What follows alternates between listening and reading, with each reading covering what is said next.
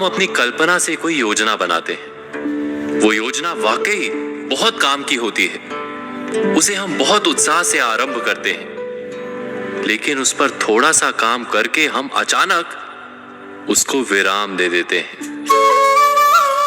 ऐसी अनेक आधी अधूरी योजनाएं आपके पास भी होंगी, जिन्हें आपने पूरे जोर शोर के साथ आरंभ तो किया, लेकिन उसे उसके परिणाम तक नहीं पहुंचाया। और पूरी कल्पना, पूरी योजना एक नाकाम सोच के रूप में सामने आती है। आपने कभी विचार किया है कि ऐसा क्यों होता है? ऐसा मात्र कार्य में संकल्प शक्ति के अभाव के कारण होता है। हम कार्य आरंभ करते समय अपनी संकल्प शक्ति पर विचार नहीं करते। भावुकता के साथ काम का आरंभ तो कर लेते हैं, लेकिन उसको निरंतर संचालित करने की क्षमता पर विचार नहीं करते।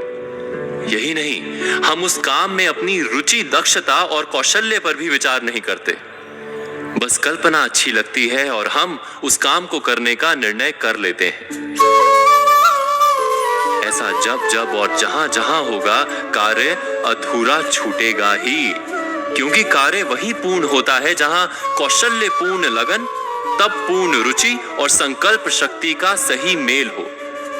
जहां भी इन तीन या इनमें से किसी एक का भी अभाव होगा, तो वो योजना कितनी भी बढ़िया, कितनी भी लाभप्रद हो, परिणाम कुछ नहीं निकलेगा। ठीक वैसे ही जैसे किसी रोग को दूर करने के लिए सही परहेज, उचित आराम और सही दवाइयों की आवश्यकता होती है।